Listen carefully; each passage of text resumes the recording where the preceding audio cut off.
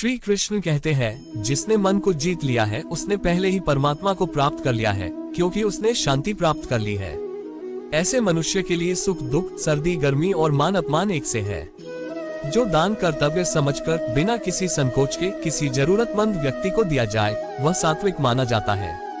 ईश्वर, ब्राह्मणों, गुरु, माता पिता जैसे गुरुजनों की पूजा करना तथा पवित्रता, सरलता, ब्रह्मचर्य और अहिंसा ही शारीरिक तपस्या है। भगवद गीता के अनुसार नरक के 3 द्वार होते हैं, वासना, क्रोध और लालच। भविष्य का दूसरा नाम है संघर्ष। हे अर्जुन, परमेश्वर प्रत्येक जीव के हृदय में स्थित है।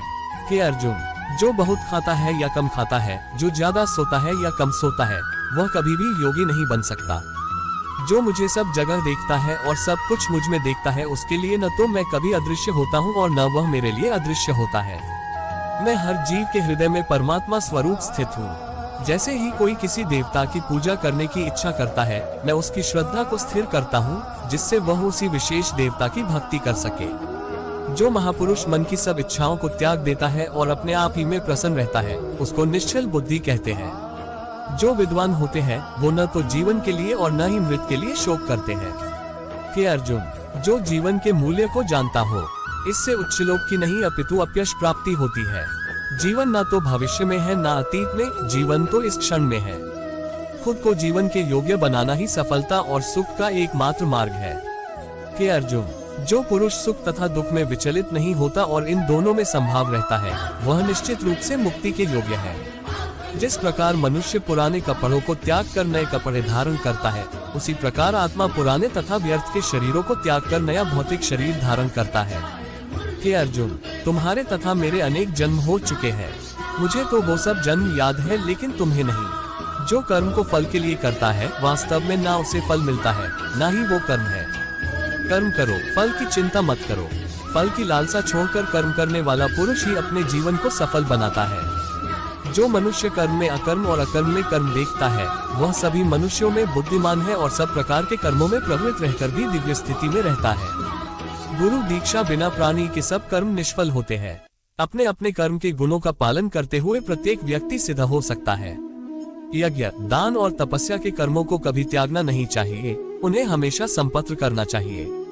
हे अर्जुन, जो बुद्धि धर्म तथा अधर्म, करणीय तथा अकरणीय कर्म में भेद नहीं कर पाती, वह राजा के योग्य है। जो पुरुष न तो कर्मफल की इच्छा करता है और न कर्मफलों से घृणा करता है, वह सन्यासी जाना जाता है।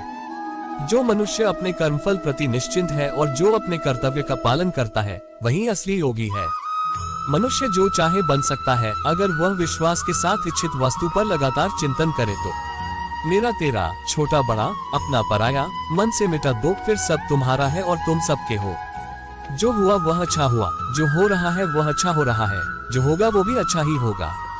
अगर कोई प्रेम और भक्ति के साथ मुझे पत्र, फूल, फल या जल प्रदान करता है, तो मैं उसे स्वीकार करता हूँ। जिसने मन को जीत लिया है, उसके लिए मन सबसे अच्छा मित्र है, लेकिन जो ऐसा नहीं कर पाया, उसके लिए मन सबसे बड़ा दुश्मन बना रहेगा। मैं ही लक्ष्य, पालन करता, स्वामी, साक्षी, धाम, शरणस्थली तथा अत्यंत प्रिय मित्र हूँ। मैं सृष्टि तथा ब्रह्मांड, सबका आधार, आश्रय तथा अविनाशी बीज भी हूँ। जब भी और जहाँ भी अधर्म बढ़ेगा, तब मैं धर्म की स्थापना हेतु अवतार लेता रहूंगा। भक्तों का उद्धार करने, दुष्टों का विनाश करने तथा धर्म की फिर से स्थापना करने के लिए मैं हर युग में प्रकट होता हूँ। जो लोग निरंतर भाव से मेरी पूजा करते हैं, उनकी जो आवश्यकताएं होती है, उन्हें मैं पूरा करता हूँ और जो कुछ उनके पास है, उसकी रक्षा करता हूँ। हे अर्जुन, मैं वह काम हूँ जो धर्म के विरुद्ध नहीं है। हे अर्जुन, जो मेरे आविर्भाव के सत्य को समझ लेता है, वह इस शरीर को छोड़ने पर इस भौतिक संसार में पुनर्जन्म नहीं लेता, अपितु मेरे धाम को प्राप्त होता है। हे पार्थ, जिस भाव से सारे लोग मेरी शरण ग्रहण करते हैं, उसी के अनुरूप मैं उन्हें फल देता हूँ। हे अर्जुन, धन और स्त्री सब नाश रूप है, मेरी भक्ति का नाश नहीं है। निर्बलता अवश्य ईश्वर देता है, किंतु मर्यादा मनुष्य का मन ही निर्मित करता है। डर धारण करने से भविष्य के दुख का निवारण नहीं होता है। डर केवल आने वाले दुख की कल्पना ही है।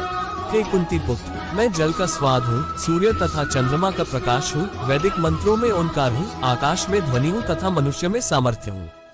अनेक जन्म के बाद जिसे सचमुच ज्ञान होता है, वह मुझको समस्त कारणों का कारण जानकर मेरी शरण में आता है। ऐसा महात्मा अत्यंत दुर्लभ होता है। हे अर्जुन, श्री भगवान होने के नाते मैं जो कुछ भूतकाल में घटित हो चुका है, जो वर्तमान में घटित हो रहा है और जो आगे होने वाला है, वह सब कुछ जानता हूँ। मैं समस्त जीवों को भी जानता हूँ, किंतु मुझे कोई नहीं जानता है। जो व्यक्ति निरंतर और अविचलित भाव से भगवान के रूप में मेरा स्मरण करता है, वह मुझको अवश्य ही पा लेता है। जो लोग हृदय को नियंत्रित नहीं करते हैं, उनके लिए वह शत्रु के समान काम करता है। जो सब प्राणियों के दुख सुख को अपने दुख सुख के समान समझता है और सबको संभाव से देखता है, वही श्रेष्ठ योगी है। हे अर्जुन, क्रोध से भ्रम पैदा होता है, भ्रम से बुद्धि व्यग्र होती है, जब बुद्धि व्यग्र होती है तब तर्क नष्ट हो जाता है, जब तर्क नष्ट होता है तब व्यक्ति का पतन हो जाता है।